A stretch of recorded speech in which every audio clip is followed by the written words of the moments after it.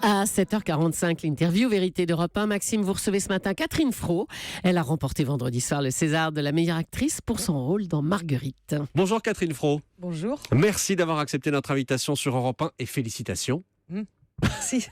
Je dois être quoi, le 2500e depuis vendredi soir? Peut-être pas à ce point-là, mais enfin quand même, j'avoue, j'avais jamais vu ça personnellement. J'ai plein de messages. J'ai même des gens qui me laissent leur prénom, pas leur nom. Je sais même pas à qui j'ai affaire. Mais c'est étrange, quoi, voilà. Et parmi tous ces messages, est-ce qu'il y en a un qui vous a plus touché que les autres? En fait, tous ces messages, je m'aperçois que les gens, quelque part, les Césars, ça fonctionne, quoi. Quelque part, ça crée une excitation et c'est amusant. Il y a quelque chose de folklorique et il y a quelque chose de sympathique en même temps. On va redérouler la soirée de vendredi soir. Si on se place 5 secondes avant le moment où vous comprenez que vous avez le César, 5 secondes avant, vous pensez à quoi? À ce que je me suis dit que je dirais au cas où. Vous l'aviez en tête? Oui, j'avais un peu préparé. Mais donc vous aviez l'ambition d'avoir ce César? Ah oui, j'avais l'ambition. Non seulement j'avais l'ambition, mais j'y croyais. J'étais même sûre que je l'aurais, pour tout vous dire. Ah oui? C'est bizarre, hein? Ah oui, mais j'avais pas de doute. Mais bon. Mais qu'est-ce qui vous... Voilà, qu'est-ce qui faisait que vous étiez dans cet état-là? Oui. Parce que le personnage de Marguerite est un personnage hors norme.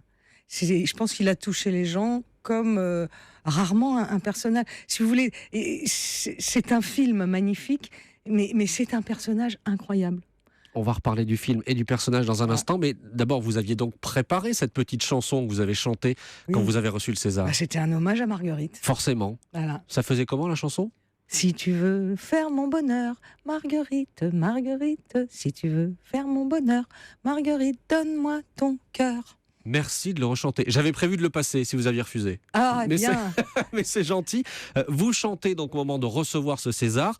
On vous sent à ce moment-là sur un nuage, mais alors très très loin. Vous y êtes toujours là? Ah bon, vous trouvez que j'avais l'air d'être sur un nuage? Oui. Ah bon? Ah oui, très très très très très heureuse. Ah oui, je le suis. Je sais pas pourquoi. C'est peut-être ce film, c'est peut-être ce moment-là, c'est peut-être cette période-là.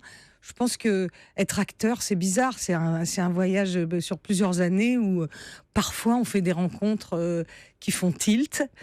Et que voilà, sur ce film, ça a été pour moi la rencontre avec Michel Faux, avec Xavier Giannoli bien sûr, Le réalisateur. et le réalisateur Xavier Michel Giannoli. Faux qui vous donne la réplique. Michel Faux qui me donne la réplique et Xavier Giannoli, je rêvais de travailler avec lui. Et voilà, quand j'ai reçu le scénario de Marguerite, c'est clair, c'est le personnage qui m'a parlé. Vous la remerciez, Marguerite, au moment où vous recevez César. Vous remerciez votre personnage. Je le rappelle quand même, pour ceux qui n'ont pas vu de film, cette femme riche, mondaine, dans le Paris des années 20, qui chante faux, mais qui se fait applaudir à tout rompre par ses amis, par sa cour, par son entourage. Vous l'avez remerciée. Vous lui devez quoi? Je sais pas, vous savez, bon, c'est vrai que je m'attache beaucoup à mes personnages en général, mais je trouve que celui-ci me dépasse. Quand j'ai vu le film la première fois, d'une certaine manière, je ne me suis pas vraiment reconnue. Je l'ai vue, elle. Je ne me suis pas vue, moi. À vous entendre ce matin, on a l'impression qu'elle ne vous a pas quitté. Elle est encore récente pour moi. Vous voyez, je n'ai pas tourné depuis. Pour le cinéma, je n'ai pas tourné. Ah oui, c'était votre dernier film. Oui. Donc, elle est encore là, oui. Et ce César que vous avez obtenu vendredi, est-ce qu'il peut changer quelque chose dans la carrière que vous aviez prévue, dans les choix que vous aviez prévu de faire dans les mois et les années à venir? Qu'est-ce qu'il peut changer? Je ne crois pas que ça change grand-chose, honnêtement. Ah oui? J'ai pas l'impression, si vous voulez. Non.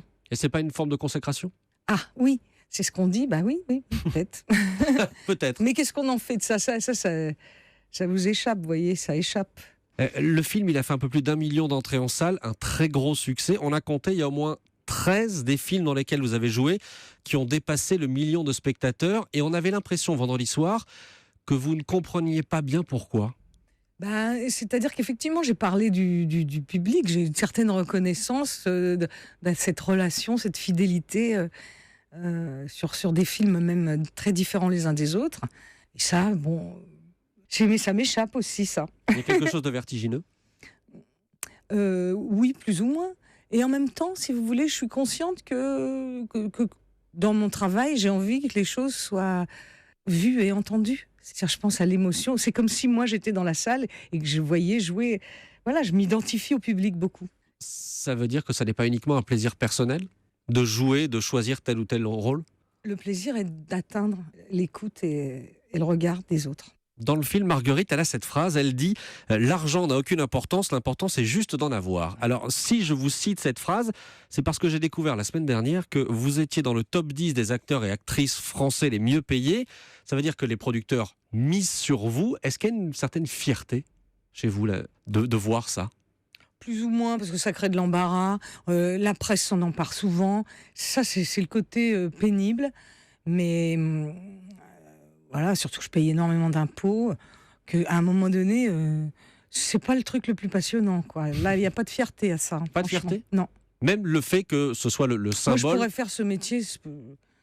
Enfin, je demande de l'argent pour vivre. J'en demande plus que certains autres, bien entendu, parce que je sais que j'en rapporte et que tout ça, il y a un échange qui est naturel. Et j'ai un agent qui décide de tout ça. Mais c'est pas ce qui me passionne dans mon métier, disons. Ouais. Je joue pas en bourse, personnellement. Je ne fais pas fructifier l'argent. Je ne sais pas le faire et je n'en ai pas envie. Et que si je pouvais faire les mêmes films sans avoir gagné, je l'aurais fait. Vendredi soir, César du meilleur acteur, c'était Vincent Lindon. Est-ce que vous trouvez des points communs avec lui? Ce matin, je l'ai rencontré au Luxembourg. On était en train de courir tous les deux, chacun d'un côté, et on s'est croisés en jogging.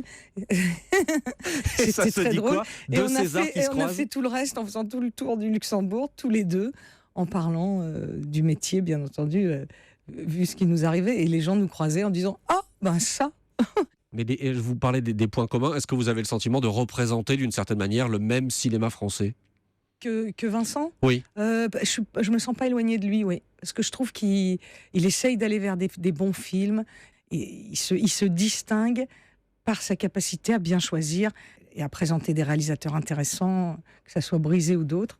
Et là, je trouve qu'il a un beau parcours. Je sais pas si j'ai un parcours aussi beau que lui, mais en tout cas, j'ai la même envie que les choses soient de qualité. Est-ce que je peux vous poser une question bizarre pour terminer? Bah oui, on va voir ce que vous appelez bizarre. Imaginez que vous n'ayez pas eu le César vendredi dernier. Qui aurait pu l'avoir à votre place? Dans celle qui était nominée en même temps que vous? Alors là, j'avoue... C'était forcément vous. Voilà, pour moi, c'était moi. Mais c'est un peu bizarre de dire ça, hein, mais donc la question était bizarre, effectivement. On se quitte en chanson? Oui. Là, vous avez peur que je vous demande de chanter? Non. Non, un peu de chant, Florence Foster Jenkins, forcément, parce que c'est cette soprano américaine qui a, on va dire, très très librement inspiré le personnage et l'idée du personnage de Marguerite. Merci encore, Catherine Fro. Merci à vous. Merci à vous. On va se quitter en chanson. En chanson, si on peut dire. Hein. Oui, ça sonne faux. Ah oui, c'est le principe, ça sonne faux.